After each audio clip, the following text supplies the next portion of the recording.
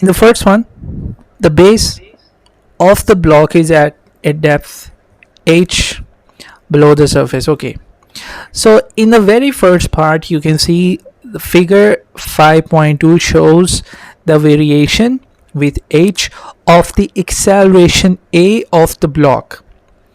So what do we have here?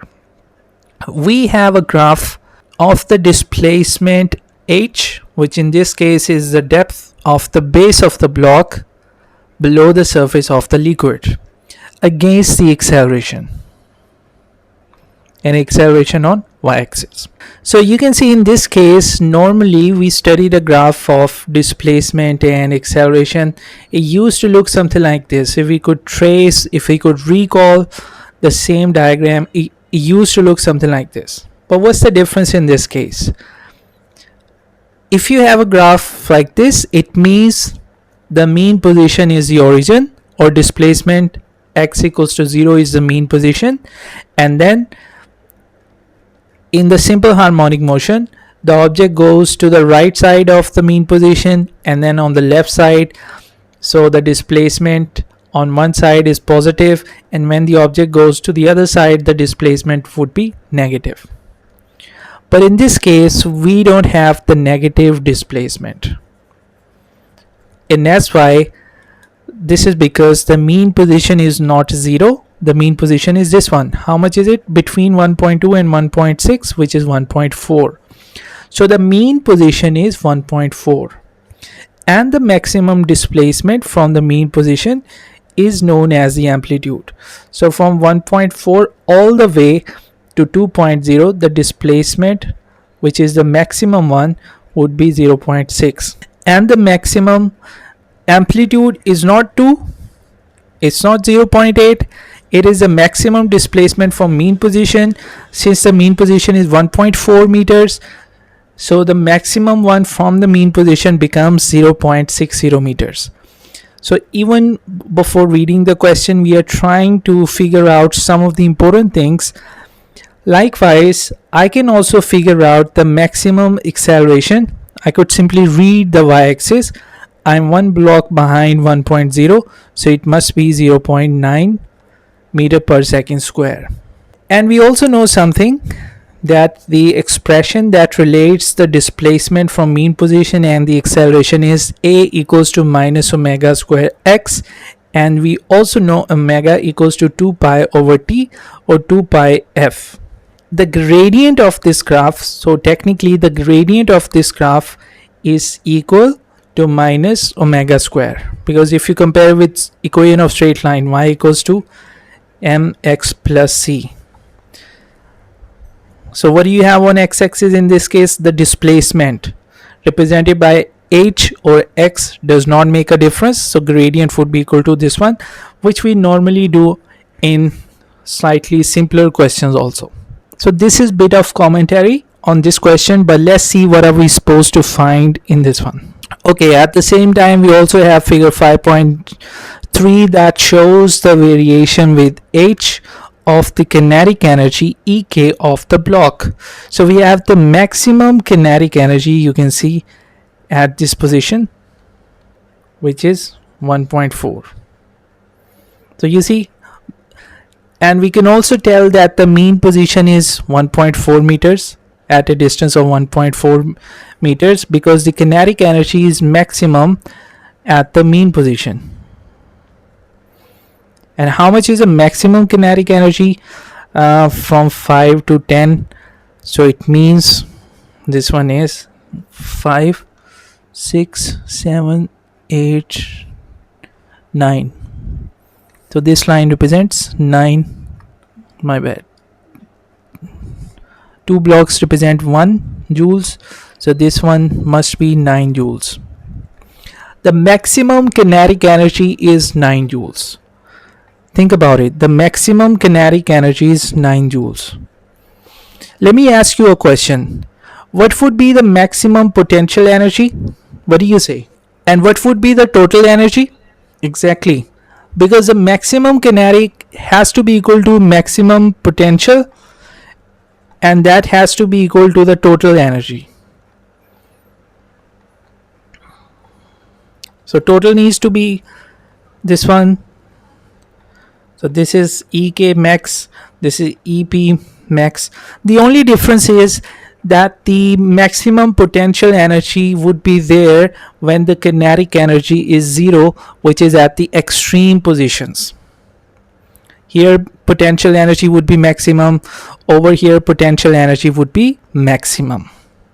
And since we have a straight line with the negative gradient, the acceleration, peak acceleration on both sides is same, amplitude with respect to the maximum displacement from mean position is same on both sides, and this graph would be representing the motion of an object which is undergoing simple harmonic motion. We can safely say that because we have this graph. Let's take a look at the questions now. The first one says, determine the amplitude of the oscillations. So the amplitude of the oscillation means the maximum displacement from the mean position. Mean position was 1.4, maximum displacement was from 1.4 all the way to 2.0, which means 0.6. I'll try to write in 2 SF. Normally we should avoid in 1 SF. Then it says, state what the line in figure 5.2 shows about the nature of the oscillations. So what do we know about the nature of the oscillations from this line, which is a straight line passing through the mean position, and this straight line has a negative gradient and reaches a naught and minus a naught with the same amount. It means the object is going simple harmonic motion, or the nature of the oscillation is simple harmonic motion. So I'll just write SHM. So we have SHM, senior headmaster. Okay, then the next one. So one of the things we have written already is that the oscillations are simple harmonic in nature. State 3 other quantitative conclusions that can be drawn from figure 5.2 and figure 5.3 about the block and its oscillation. Use the space for any working. Okay, absolutely fine. So one thing that you need to consider is we have to show, or we have to state, quantitative conclusions. So you cannot say, okay, acceleration and displacement are opposite, because that is not quantitative, that could be qualitative. So we need to answer, or we need to state some of the facts, some of the pieces of information quantitatively, which means in the form of a number, a numeric value with a unit. So if we take a look at figure 5.2, I can say from this one, I can say the maximum acceleration is 0.90, or I can say the displacement is 0.60. One of the thing, x naught, the displacement is 0.60, and the maximum acceleration is 0. What was that? Maximum acceleration, yeah, 0.90. This one was in meters, and this one in. From the second one, we can say the maximum kinetic energy is 9.0 joules.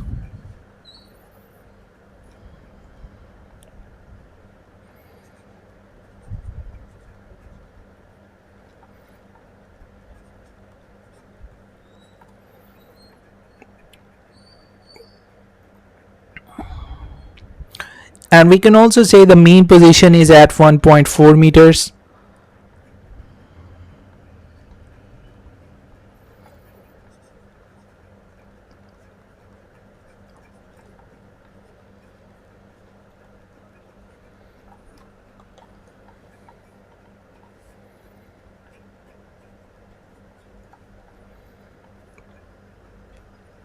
And there are plenty of other things that you can find. For example, you can compare with the equation of straight line, or you can use equation of straight line y equals to mx plus c, and gradient in this case equals to minus omega square. Okay, minus omega square, and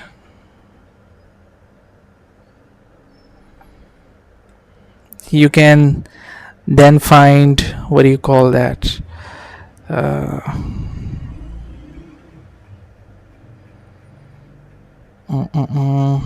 you can then find a frequency, you can find the time period, you can find the angular frequency also.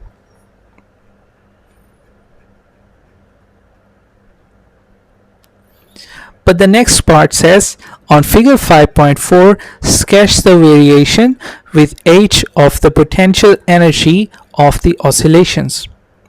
So the mean position was this one, 1.4. And we know potential energy is 0 at the mean position, it is maximum at the extreme positions. So at mean position it is 0. Just take out the, with the lead pencil gone. At mean position, the kinetic energy is maximum. At extreme position, the kinetic energy is 0, but at extreme position, potential energy is maximum. So what are the extreme positions? One of the extreme position is 0.8. How do I know? Because I know kinetic energy is 0 at extreme position. So it means this one must be an extreme position, and this one also should be an extreme position. So at 0.8 and 2.0, these are extreme positions, but potential energy is greatest at extreme position. And what is the greatest one, or what is the maximum potential energy? 0.9. So 0.9 here and 0.9 here. Why 0.9? Because the maximum potential energy has to be equal to the maximum kinetic energy. And what was the maximum kinetic energy? The maximum kinetic energy was 9.0. Yeah, 9.0. Sorry, not 0.9. Now we join these 3 points freehand. Okay. And although they haven't asked us to find the graph or to draw the graph of the total energy, or to sketch the graph of the total energy, should I say, but we could have sketched the graph of total energy also. For the total energy, it would have been a straight line from one extreme position to the other one, because the total energy remains constant. The total energy would be 0.9 at any instant of, at any displacement. The total energy remains same. The total energy does not change. So the total energy remains 0.9. Okay, so this is just an extra thing. This is a graph of total energy, this is a graph of potential energy, and as it was given in the previous part, figure 5.3, the graph of kinetic energy, if I draw on the same axis, it will look something like this. I mean, just the same one that is given over there. Just try to draw it more symmetrical. So these are the 3 graphs that we study independently, and we can draw them individually: the graph of kinetic energy, the graph of potential energy, as well as the graph of the total energy. Alright, so let's move on to the next one. State what is meant by simple harmonic motion. So we'll just go through this one. An oscillatory motion in which the acceleration is directly proportional to the displacement from the mean position and is always directed towards the mean position. A small sphere is suspended from a fixed point P by a string of negligible mass as shown in figure 4.1. Okay, no problem. The sphere is given a small horizontal displacement and then released. The variation with time of the horizontal velocity of the sphere is shown in figure 4.2. Okay, so at t equals to 0, when time equals to 0, velocity is not 0. So it is possible that they were holding the pendulum and then they released the pendulum. They did not so t equals to 0 may not be defined the moment that they release or they let go the sphere. T equals to 0 might be defined some point during the motion. So that's why we have a certain negative velocity even at t equals to 0. So t equals to 0 could be a random point during the motion when the velocity is, when the sphere is traveling to the left side or in this side towards the mean position on in this direction, and that's why it could be represented with the negative sign. So graph of velocity and time. Okay, state 2 times at which the sphere is passing in the same direction through the equilibrium position. Okay, at the equilibrium position, which is also known as the mean position in this case. So at the equilibrium position, when there is no resultant force, the tension in the string would be equal to the weight of the sphere, and you can say you can ignore the weight of the string. So the tension in the string would be equal to the weight of the sphere. This is the equilibrium position. So initially the equilibrium position, the mean position is this one, but what they're saying is you need to state 2 times at which the sphere is passing in the same direction through the equilibrium position. So one thing that we know about the mean position or the equilibrium position in this case is the speed has to be maximum. If you take it to one side, you let it go, it would be moving with the fastest speed through the mean position.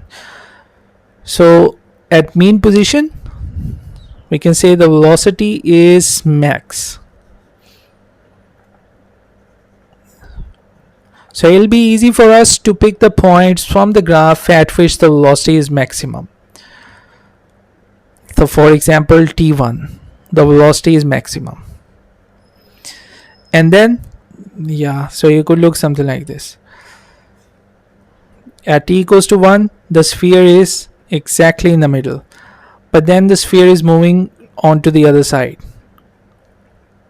Now the string goes to the other side. So at t equals to 0, the string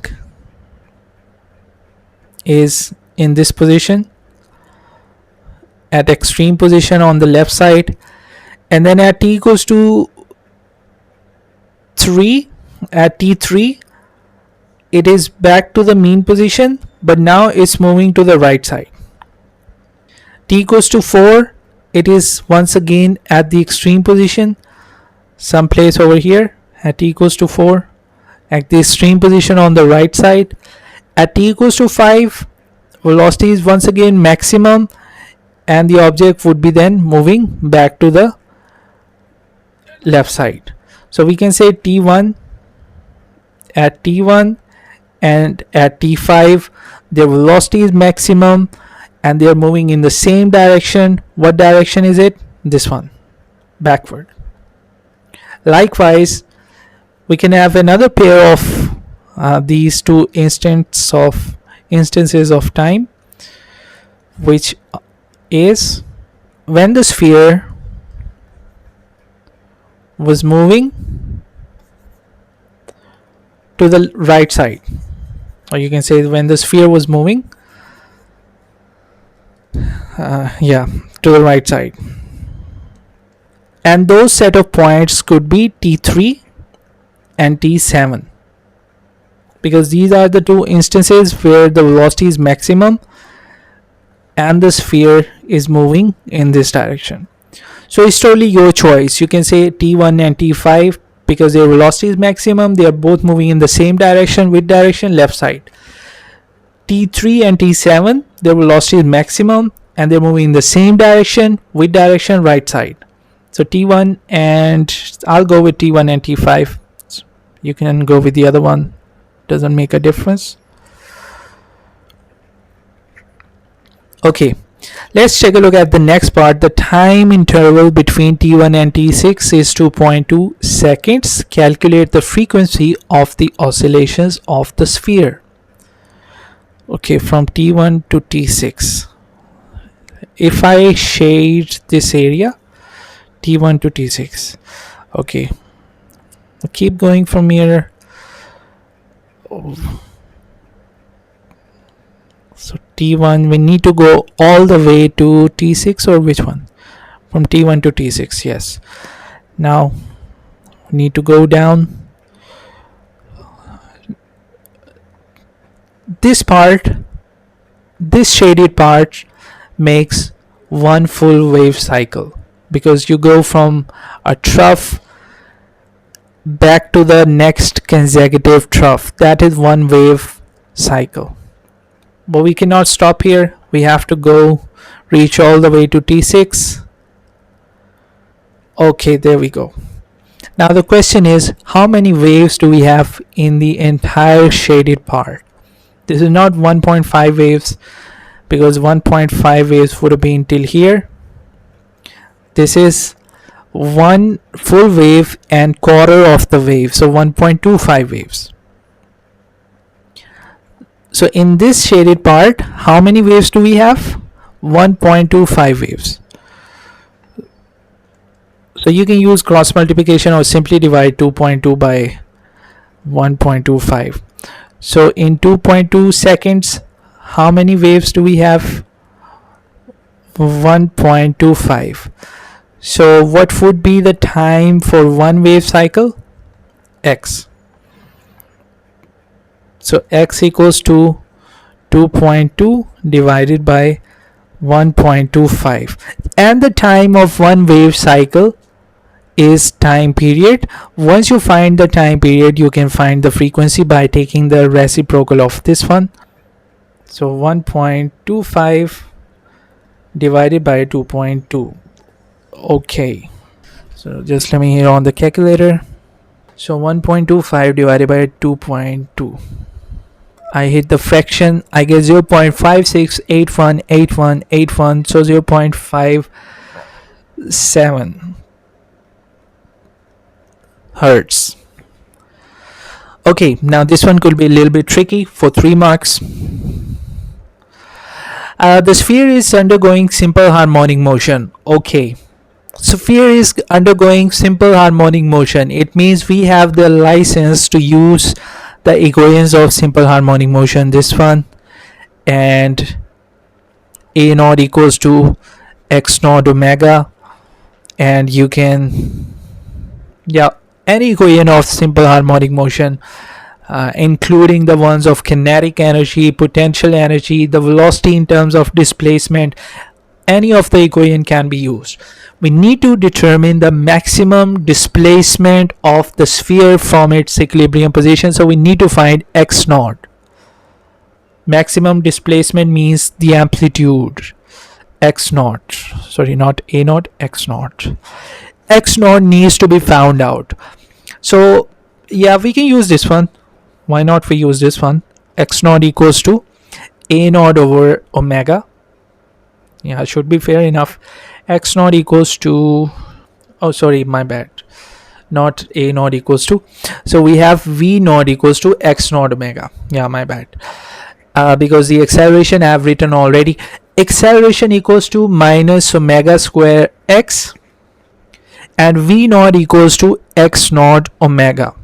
This is the relation which we studied in the motion of a circle, circular motion, v equals to r omega, and then we studied this thing that we can translate the simple harmonic motion into a circular motion. So basically motion of a circle can be projected as a simple harmonic motion.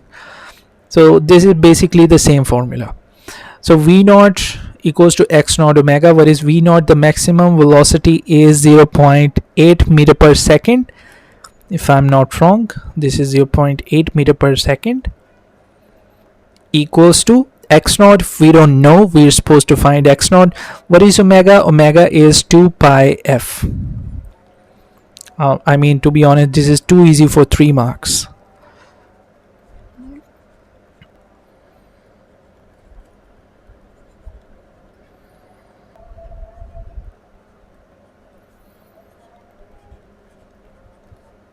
So 0.22 is the answer for the maximum displacement from the mean position, aka also known as amplitude. Okay, we have another one. A small crystal is made to vibrate with simple harmonic motion. The variation with t of the displacement x of one surface of the crystal from its equilibrium position is shown in figure 4.1. Absolutely okay, no problem. Show that the angular frequency of the vibration of the surface is 4.2 into 10 to the power 7 rad per second. Angular frequency known as or represented by omega equals to 2 pi f, or we can also say 2 pi over t, because from the graph it's easier to find the time period.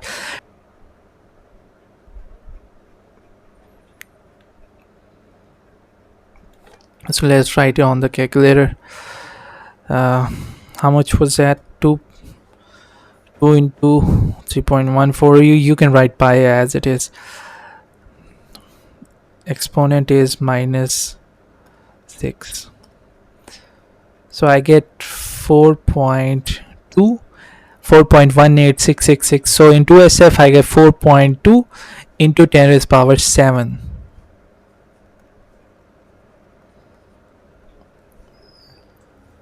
Determine the maximum acceleration of the vibration of the sphere. So maximum acceleration equals to minus omega square x naught. Acceleration equals to minus omega square x. Maximum acceleration would be equal to minus omega square x naught, which should be minus omega square. Matter of fact, we can even ignore the negative sign, because negative sign simply tells you that it is towards the mean position. So we'll just get rid of the negative sign in the final answer. X naught is the maximum displacement, which is this much. How much is it? So we have 10 blocks, and 10 blocks show 50, so one block shows 5. So I'm 2 blocks down, or 2 blocks below 50. So one block below would be 45, the next block below would be 40. And 40 what? 40 into 10 to the power minus 6. Do not forget to read the exponents on the x's. 40 into 10 to the power minus 6.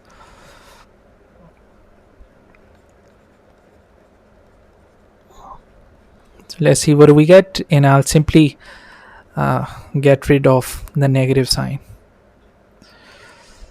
So 4.2 exponent is 7, and all of it raised to the power 2, and then multiply 40 exponent minus 6. 7.056 into 10 to the power 10. So I can write in 2SF 7.1 into 10 to the power 10 meter per second square. Okay. The crystal may be modeled as a single mass of 2.4 into 10 to the power minus 4 kilogram that vibrates as shown in figure 4.1. Calculate the total energy of the vibration. So total energy, if it is simple harmonic motion, the total energy equals to maximum potential energy, which equals to the maximum kinetic energy. So you can use the formula of, matter of fact, they all have a single formula, which is the total energy or the maximum kinetic energy. The formula is B m omega square x naught square and divided by 2. Yeah, 1 over 2. Because the formula of V is plus minus omega, then this is a formula of V, x naught square minus x square. And the formula of kinetic energy is 1 over 2 m v square. So if you take square of this thing, then it becomes omega, because negative would be cancelled out. For square you only get positive. Omega would be squared, and maximum, yeah, and then it would be omega would be squared, and then it would be the square root would be cancelled out with the other one. And for kinetic energy maximum, the maximum kinetic energy occurs at the mean position where x equals to 0. So that's why the final formula of the maximum kinetic energy is this one, which we studied in detail in the topic. So at this stage we'll use it directly, 1 over 2 as it is, or I can say 0.5 times the mass, which is 2.4 into 10 to the power minus 4 into omega. I think we found the value of omega also, 4.2 into 10 to the power 7. So 4.2 into 10 to the power 7, but then the square of it into x naught, which is a maximum displacement, which was 40, into 10 to the power minus 6.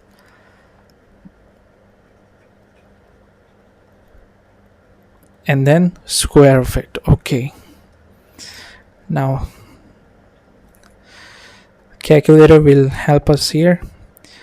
0.5 into 2.4 into 10 raised to the power minus 4 into 4.2 exponent 7 raised to the power 2 multiply by 40 exponent minus 6 raised to the power 2. 338.688, or in 2SF I can write it as 340 joules.